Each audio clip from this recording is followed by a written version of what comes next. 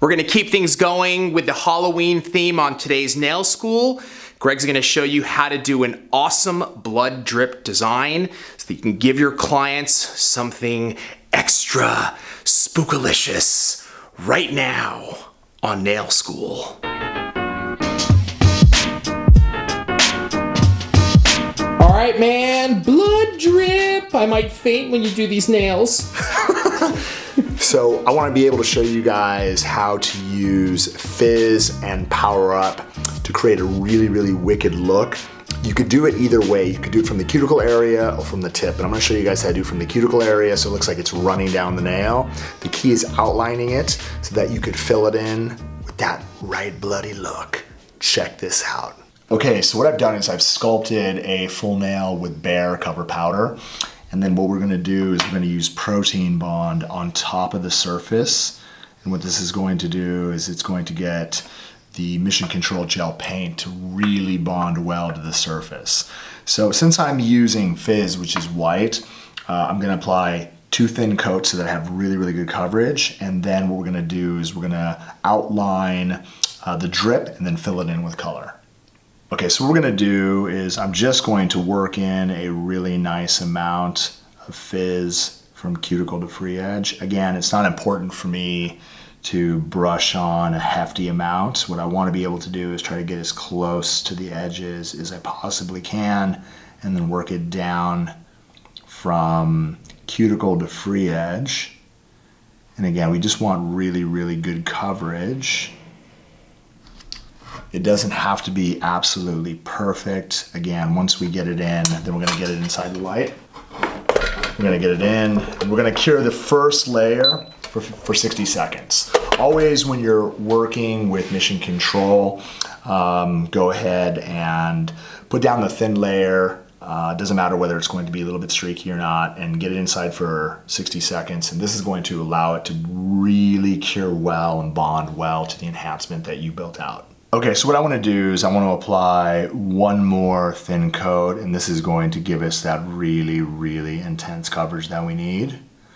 It's basically going to cover up any type of shadowing, or this is going to cover up any type of shadowing or any type of streaking that you see. Give us really, really intense white application. Let's go ahead and get it back inside the light. This time I'm gonna get it in for 30 seconds. And again, that's enough time for it to freeze into place so that I can continue working, so I can trace out my designs. Now what we're gonna do is we're gonna use a combination of 2 brushes. Micro detailer, and we're going to use our striper brush, which has a little bit more volume on the tip. And this one is going to be to outline, and this one's going to be in to fill in color. So again, what I want to show you is, notice that when I get the tip of the brush inside, I'm just I want to swivel. You see my fingers? I'm going to swivel it through. So I'm going to swivel it through to load it up. And then what this is going to do is it's just going to make the tip, you can see the very, very tip, it's not loaded up. It's just enough so that I can trace out the design. Okay, so the best part about doing a blood drip is it doesn't have to be perfect. What I do is I start from the top, and with the very, very tip, you can see that I'm not gonna notice that I keep my brush as vertical as I possibly can. I don't angle it down. And the reason why is because I want to be able to use the tip of the brush. So what we want to be able to do, again, is with that tip, I want to be able to just put in, as you can see, really, really tight blood drips, okay? What I'm gonna do is I'm gonna continue to load my brush up, and then I'm gonna work around the edge. And again, it doesn't have to be perfect, right? All I'm going to do is continuously come down and then try to build something a little bit bigger, keeping my brush as vertical as we possibly can, all the way down, okay? So I finished out that side. And then what I want to be able to do is the same thing on the opposite side, come down and then work around just with the tip of my brush. And again, as I work around and try to get some volume, notice that I'm just trying to get really, really close and up through. And then I'll swivel around just like this. Then I'll continue again to pick up a little bit more. And all I'm going to do is use the tip of the brush to just kind of finish out a little bit of a drip and then work around. Again, right there on the corner, all I'm gonna do is just swivel around and then come down the side like that. And then what we're gonna do is we're gonna fill in everything so it looks really, really tight, and then basically round off the corners so it looks really, really good. Okay, so before we end up doing this, I'm gonna go ahead and freeze this inside the light. Okay, so what I'm gonna do is I'm gonna get this inside the light, and the best part about this is I only have to keep it inside the light for about 5 to 10 seconds. So again, if you keep it longer, it's not gonna make any difference. But again, 1, 2, 3, 4, 5, 6, 7, 8, 9, 10. And as you can see, right? The best part about this is I'm gonna be able to freeze it, and it's not gonna run all over the place, and that's the most important thing. Okay, so what we want to be able to do is use the larger brush. I'm just going to kind of load it up, and then we're going to fill in all of the detail. So what I'm going to do is I'm just going to start using my brush and just kind of start filling in all of the detail.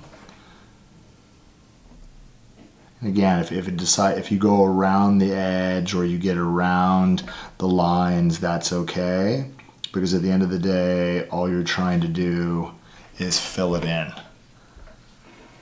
I'm just going to take a bunch of this really beautiful red and just fill in all of the space necessary to create the right drip.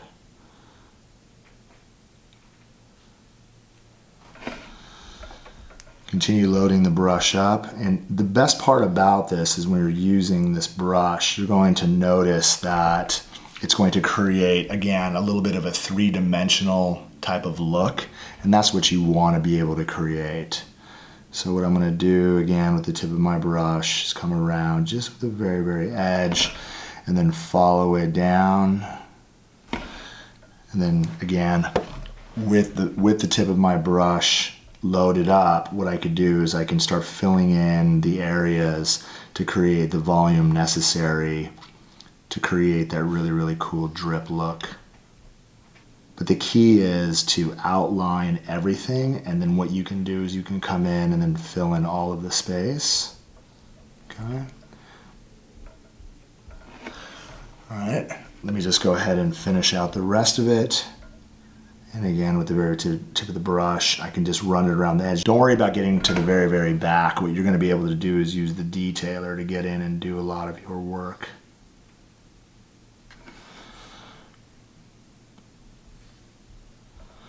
Okay, so you'll notice that I have that, and then what I'm going to end up doing is taking the really, really fine detailer, and then I can come in and just paint out the edges, as you can see, to do a lot of detail work. The best part about this is I could run it as close to the back.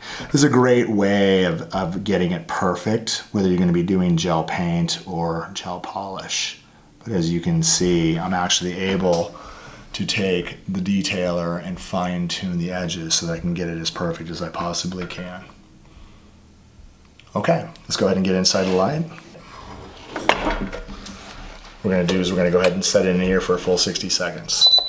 Okay, once we are done, what I'm gonna do is take a little bit of oil. I'm gonna come over the top. And again, the best part about using the Mission Control gel paint is the cure is done. You're gonna have a little bit of a raised back end because, again, I used a brush to create the volume. The best part about this is it's going to dry tack free, and as you can see, the red is slightly raised to create that three-dimensional look. It's gonna be super shiny, and you're gonna get that really, really wicked blood drip look.